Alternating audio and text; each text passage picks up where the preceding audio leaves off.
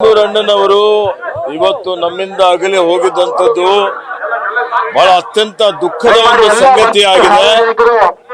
ಅಖಿಲ ಭಾರತ ವೀರಶೈವ ಲಿಂಗಾಯತ ಮಹಾಸಭಾ ರಾಷ್ಟ್ರೀಯ ಅಧ್ಯಕ್ಷರಾಗಿ ಇವತ್ತು ಅವರು ಸಮಾಜಕ್ಕಾಗಿ, ರಾಜ್ಯಕ್ಕಾಗಿ, ರಾಷ್ಟ್ರಕ್ಕಾಗಿ ಅಮೋಘವಾದಂತ ಒಂದು ಕೊಡುಗೆಯನ್ನು ಕೊಟ್ಟಿದ್ದಾರೆ. ನನ್ನ ಜೊತೆ ಅತ್ಯಂತ ಆತ್ಮೀಯರಾಗಿದ್ದರು.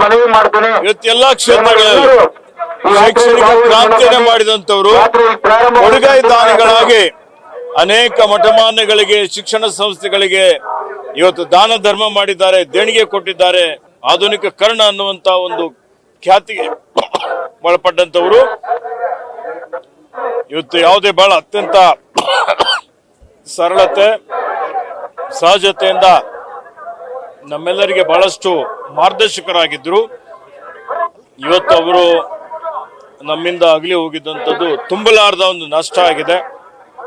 ನಾನು ನನ್ನ ವತಿಯಿಂದ, ಅಖಿಲ ಭಾರತ ವೀರಶೈವ ಲಿಂಗಾಯತ ಮಹಾಸಭೆ ಎಲ್ಲ ಪದಾಧಿಕಾರಿಗಳ ವತಿಯಿಂದ, ಸರ್ಕಾರದ ವತಿಯಿಂದ, ಸಮಸ್ತ ಕರ್ನಾಟಕ ರಾಜ್ಯದ ಜನತೆ ವತಿಯಿಂದ ಅವರಿಗೆ ಶ್ರದ್ಧಾಂಜಲಿಯನ್ನು ಅರ್ಪಿಸುತ್ತಾ ಆ ಭಗವಂತನು ಅವರ ಆತ್ಮಕ್ಕೆ ಚಿರಶಾಂತಿ ಕೊಡಲಿ, ಮತ್ತೆ ಅವರ ಅಗಲುವಿಕೆ ತಡೆಕೊಳ್ಳಿಕ್ಕೆ ಅವರ ಪರಿವಾರದವರಿಗೆ ಶಕ್ತಿ ಕೊಡ್ಲಿ ಅಂತೇಳಿ ಭಗವಂತನಲ್ಲಿ ಪ್ರಾರ್ಥನೆ ಮಾಡಿಕೊಂಡು ಅವರಿಗೆ ಹೃದಯಪೂರ್ವಕ ಶ್ರದ್ಧಾಂಜಲಿಯನ್ನು ಅರ್ಪಿಸುತ್ತೇನೆ.